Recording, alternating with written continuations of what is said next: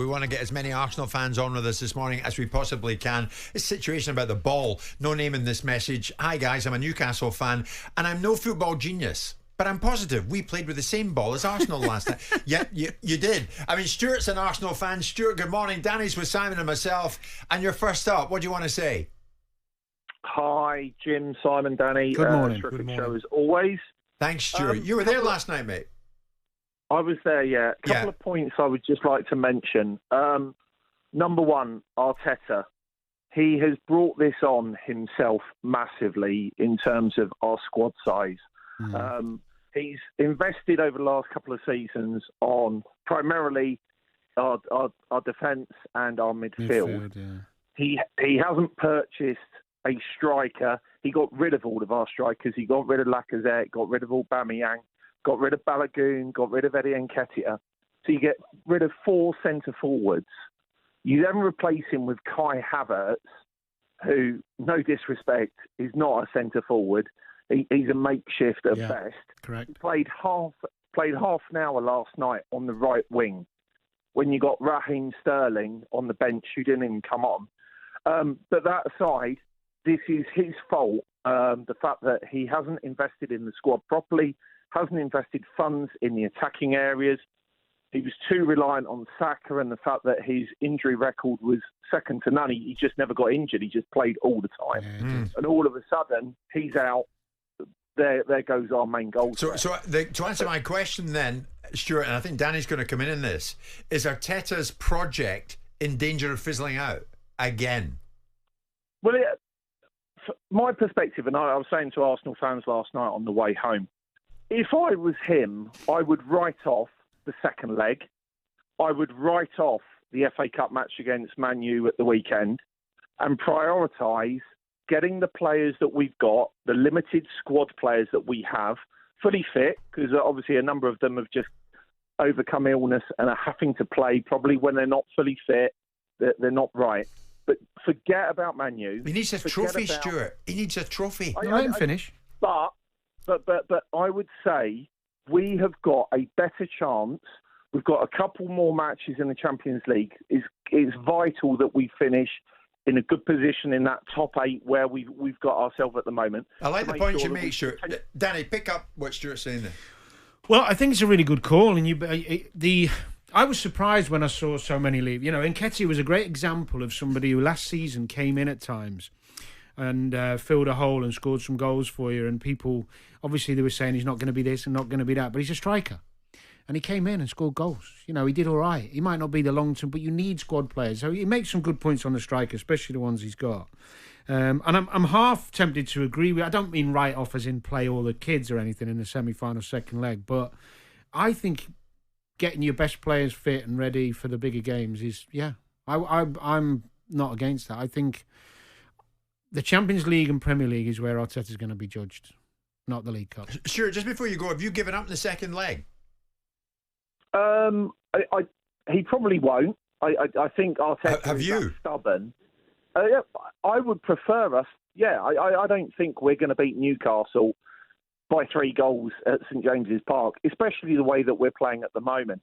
The scary thing was last night, we were watching the warm-up before the game. Martinelli couldn't even score in the warm-up, and his one-on-one was just, from a professional footballer's perspective, to not even hit the target. To hit the post. I don't think the one was that important, Stuart. What I would say to you is, have you found it a little bit more recently anyway? Not for a long time, but more recently now, you're relying on set plays for your best chances. Well, the fact is, there is no plan B. You're 2-0 down against Newcastle. You got Kai Havertz playing right wing. We didn't even play Havertz and Jesus when he came on as a 2 up front. Change the formation. Maybe have Timber at right wing and play with a couple at the back. You're 2-0 down. Basically, Newcastle took off all their best players, went with 5 at the back, 5 in midfield, didn't have any attackers. But Arteta did not change anything. The scary thing is, you've got Raheem Sterling, who's come in on loan. Now, rightly or wrongly, he hasn't pulled up any trees. He hasn't been given an opportunity to pull up trees. I know, but when he has been so far off the pace. But the scary thing is, when you need a goal last night, and you've got Kai Havertz, as I say, playing right wing for 30 minutes, and you've got Sterling on the bench. You didn't even bring him on. Okay, Stuart, many points here from you. Listen, you're the fourth member of the show this morning. Thank you so much for being with us. Keith's another Arsenal fan, Simon, who's been waiting patiently. No doubt wants to pick up on what Stuart was saying. Keith, good morning. Good morning to you all. Listen, he made some very good points. I don't agree with him necessarily, Martinelli.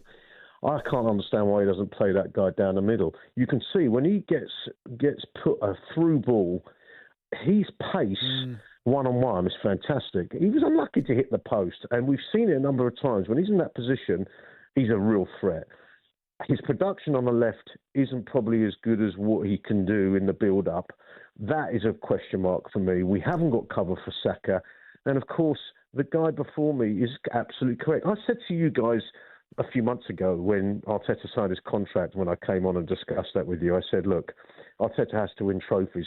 I was in Mallorca in the summer, and there was a guy on the Sun Lounger reading a book, The Rise of Arteta's Arsenal. I thought, is this some sort of joke? He hasn't won anything really yet. The Rise of Arteta's Arsenal. I mean, that wasn't Simon, was it? Were you in a Sun Lounger in Mallorca?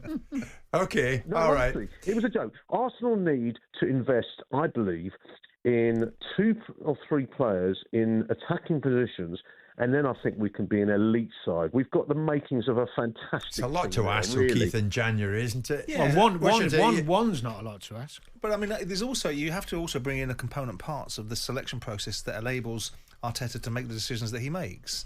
Arteta will have to explain himself to people as to why he doesn't need to make certain signings, why he needs to make other signings, why they're going to release strikers and not replace them with supplementary strikers to be able to create solutions. I mean, in recent games, they've put 5 past Palace. They put 5 past West Ham away from home. They've put 3 past Brentford at a time when Brentford weren't conceding goals or losing games. Well, they were conceding goals, but they weren't losing games at the G-Tech. So it's not beyond the wit of man for Arsenal to recover this ground. Goals against Everton, 1-1 at Brighton.